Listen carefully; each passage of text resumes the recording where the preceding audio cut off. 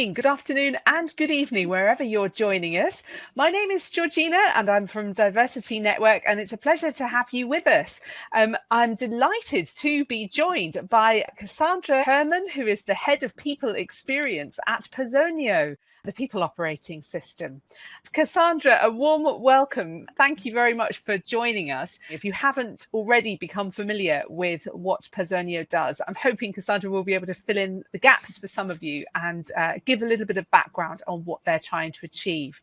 So let's start off our conversation, Cassandra, if you'd like to just tell us a little bit about the role that you do at Personio and what Personio offers, and we'll take it from there. Thank you. Cool. Yeah. Hi. Thanks for having me. As I said, my name is Cassandra. I'm leading our people experience team here at Personio. And what my team and I are trying to make sure, with the help of many, many others, is trying to create an outstanding Personio people experience, no matter where you're at on your journey with our organization. So this could be when you're interested in learning more about Personio, and at one day, maybe you became a candidate, and then you're in the hiring process. At one day, you're hopefully becoming an employee. And then sometimes at some point, you sadly decide to leave. But no matter where you're currently at with us, we try to make sure that you have a memorable Personio experience. And hopefully most of the times, it's also a great one. And when it comes to Personio, what we do is that we're developing software, so a software that can cover the whole HR processes and help companies, most likely smaller to medium-sized companies, help them digitize their HR processes. So in the end, people who work in HR, so this could be HR managers, this could be recruiters, but also everyone else who is involved in hiring or managing people or onboarding them, can free up their time and focusing on not too much the administrative part, but rather focusing then on the time or the topics that really matters, which is clearly the people that they work with. That's great, a really good introduction. Thank you very much. So obviously having a system that is looking over all of your HR processes is potentially an extremely useful thing, to be able to have everything in one place and a full understanding of where each individual within the organization is at. Presumably you see digitization as something which can be a great help in trying to sort of automate some of the processes, the clunky processes that many HRs will be used to. I'm just thinking of it really from a diversity and inclusion lens as well. Obviously, many of our attendees are interested to hear about anything that can help to track progress when it comes to well-being within the workplace, levels of diversity and that feeling of belonging, which is kind of a touchy-feely, woolly topic to get right. It's sometimes really difficult to be able to choose the right markers that are going to show that you're definitely making progress from one year to the other. How can Personio, in practical terms, help with that kind of benchmarking and tracking through an organization? I think by using the data that the software offers. So Personio has a part that's all around reportings. So you can export all the data that you have based on the information that applicants, candidates, and then also employees are sharing with you. And then based on all those data, you can pull reports and use those data to underlie the topics that you want to talk about. Really good. Thank you very much. So obviously we've been through quite a traumatic 18 months or so with the pandemic. Many people's work lives have been hugely affected by that. We've seen a massive increase in working from home, firstly by force when we've had lockdown, but now often by choice as well. How can a digital HR system support different manners of working within a company? Is it helpful in order to sort of bring everything together? Are you finding that workers are becoming more liberated in how they're able to operate day to day? So I think the short answer is yes, software can definitely help. But I think in general, it's rather a mindset shift. And also, if we as companies want to stay attracted for all the talents that are out there, then definitely the software helps us in order to fulfill the candidates or the applicant needs in order to become or stay attractive also for them. Because as you just said, like the last 18 months changed a lot about how we work and where we work. So I think companies... You have people working across different geographies and perhaps different countries as well. I mean, I know your outlook is probably quite broad, given that you speak several languages yourself. What's your expectation for what the workplace of the future is going to look like? Do you think that we're going to be still dealing with a wider geographical range of positions that our employees are in, and do you think that digitization is the main way of kind of uniting everybody through these new times? So short answer again is yes. So I think the future is going to be hybrid. For some companies, even remote only, right? So we see a lot of specifically tech companies who decided to move into a remote first approach. But many other companies, they're going into a hybrid model. And I think some companies, they also will become office first again. But I think it always depends on the company and what kind of talent or employees you will need to make your business successful. And I think there's also no one size fits all approaches. And depending on where you're heading to with your company, you need to choose what kind of model you'd like to run in the future. And I think specifically when it comes, for example, to Personio and with the hypergrowth. So we've grown from 100 until 1,000 employees in the last 3 years. And most likely towards the end of the year, we'll be around 1,100. And then next year, we're going to double in size again. And we're spread into 5 different offices.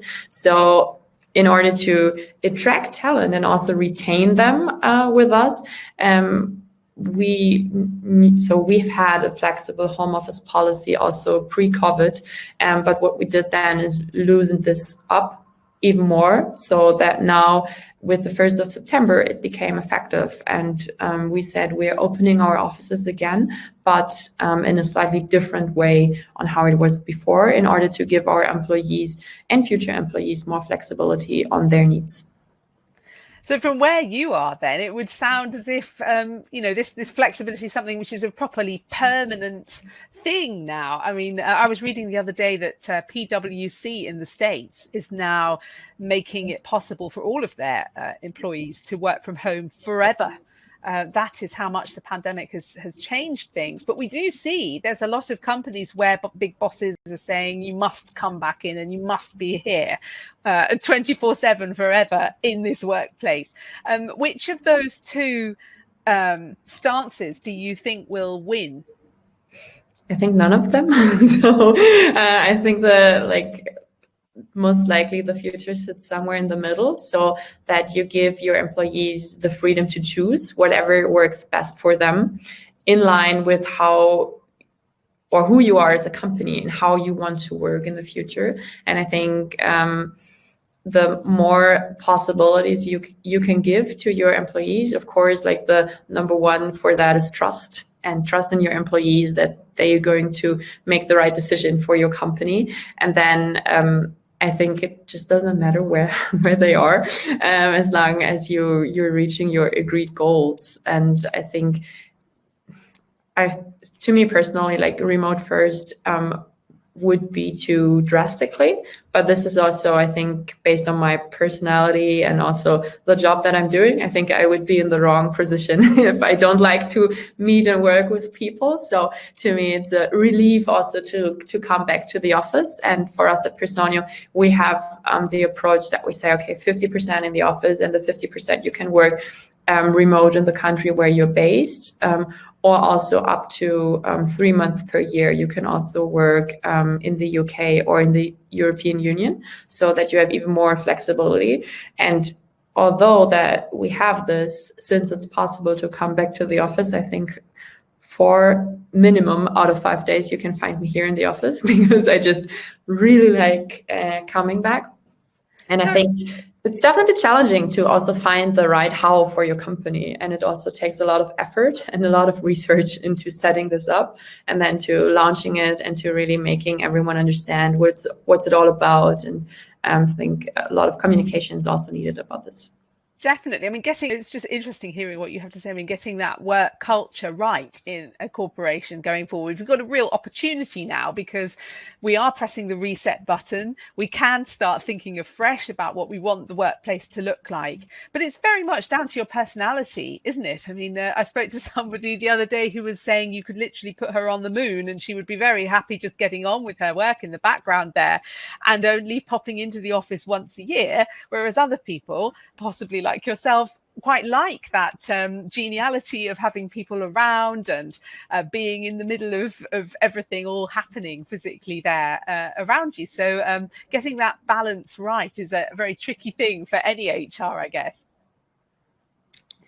Yeah, definitely. And I think also, as said earlier, so I think also it's not general approach for everyone. And it really is also based on who you are, what is your culture, what do you want to achieve with this model also. And then also there are a couple of things that you need to just check, right? So do you have the right technology? Do you have the right infrastructure? Have you check with legal what is allowed to do and what not? So there's so many things that need to taken into consideration that comes after the do we want to allow flexible work? So in order to really make it then happen. But I think it's a setup where the employer as well as the employees can heavily benefit from. Excellent. I suppose it's also a good opportunity to ask you about what we often hear about DEI fatigue. So over the last few years, obviously, a lot of companies have been saying diversity and inclusion needs to happen, and we are making strides towards equity, and we're trying. HRs can be thinking about freshening up their attitude towards change internally. Mm-hmm. So I think what we have not managed so far is to increase the awareness about D&I. So it's I think not enough companies do take this seriously. And I think it's also, it's not an HR topic. It's like a company-wide topic and even wider. So it's like a worldwide topic to think about D&I. And also, I think with the mindset, it also helps because when my first thought about D&I fatigue was is there one? So I feel like it's also we're just getting started and we need to do so much more in order to increase the awareness and in order to create better places to work for everyone. And so I think it's really about communication and education in order to increase the awareness.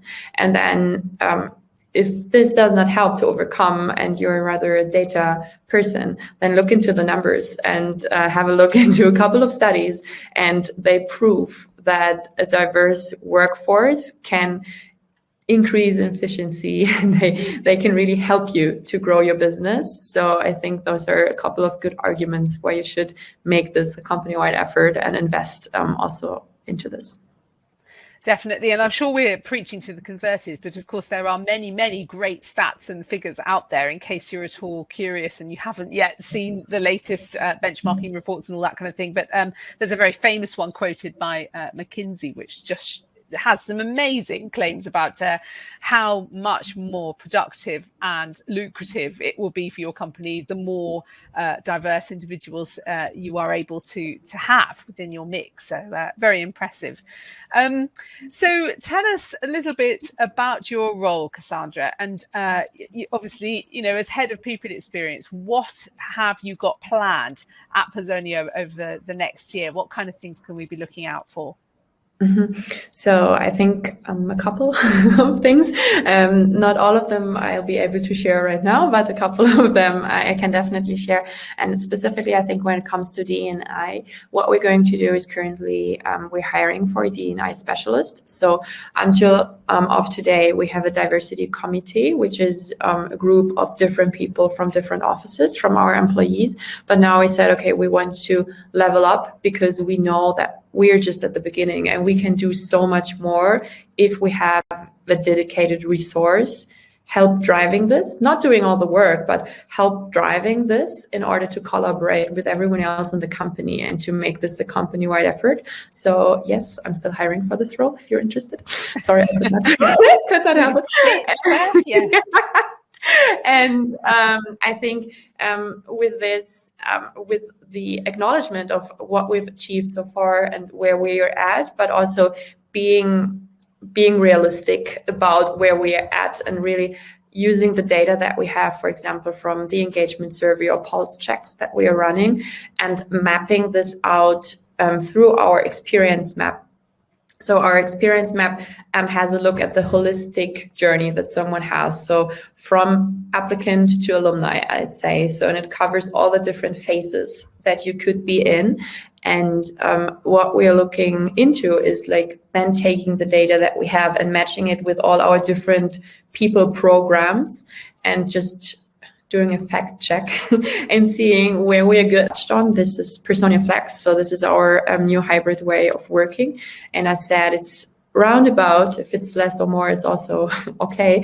Round about 50% working in the office where you're based, and the other 50% you can work remotely in the country you're based, or up to 3 months where you can go also internationally, which I think is great and will help us also to give more flexibility to attract more talent, but also to retain all the great talent that we have here at Personio. And then the second part, we call it Personio Homecoming. So it's not an official program, but it's an initiative that is, cross-team with people operations, the workplace team, and my team, where we think of how we can transition and make the office also attractive again for our employees, because as you said, there are people, they are very comfortable at home, and if they could choose, they don't want to come back to the office. So we're trying to tackle this in order to also serve on different levels and also to deal with the individuals, right? So for the one, it could be attractive if we order more food and drinks. For the other ones, they will need, for example, a training or a coaching because they have anxiety and they don't want to come to the office from a total different standpoint or for a total different reason, right? And then also, like, do we have the right infrastructure? Can each room offer the same standard, and I can participate in meetings or in happenings in the same quality, either if I'm remote or if I'm there in person. So really collaborating with a lot of different teams within our people and workplace team in order to make everyone want to come back to the office again, but still setting all the right infrastructure to come to also work from home. And I think one big thing that we did already this year, and it's also going to come back next year. So I can talk already about this. This is our All Company Culture Week. So this year in September, we did it for the very first time that we brought all the people from Dublin, London, Amsterdam, and Madrid into Munich. And we spent 1 week with the program depending on what your team needed. So there was time for the teams to do workshops or strategy planning, but also team events. But we also created like a fun program all around. And then on Thursday, it was the highlight. I think we spent 1 day thinking and activating all around our core values. So really bring the whole team together in an external location, and then spending some time dedicated to our values and who we are as a company. So those are and this was definitely something that was really great, and we got really good feedback so far on this. Of course, this was all very with strict hygiene measurements. So we had, I think, 16 pages hygiene concept around this whole event in order to make it happen at all, because we wanted everyone to be safe. So as you can see, it's like so many different things that you can now pick on in order to make your people experience at any company better, and does not necessarily need to mean you need to bring everyone into one office or bring everyone together. It's rather about finding the right ways based on your employees' needs in order to fulfill their needs so that you can retain them. Gosh, what a wide-ranging set of activities you're involved in at the moment. It sounds fantastic. I mean, it's a very difficult thing to be able to make the people who are remote feel, as included as the other people in the room. What are the best ways that you're going to look at to try to do that?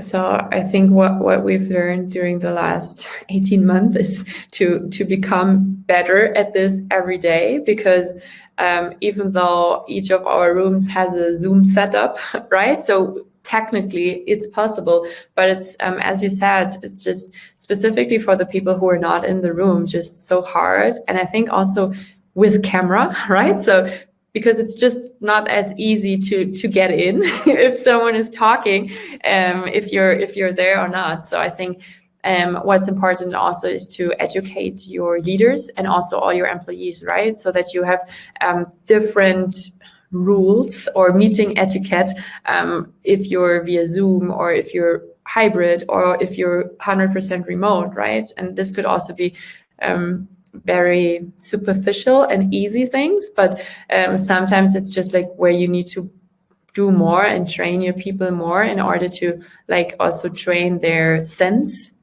for just like realizing that it's a different, and it's a different if you lead a remote meeting or if you lead a remote team compared to if you have everyone in one place. So I think it definitely needs a lot of training and education for everyone in order then to make this the best experience that can happen. And this is not only what my team is working on, but this is again like whole people and workplace team effort, I'd say. And then really using our leaders as the biggest multiplicators that we have in order to make this also then successful.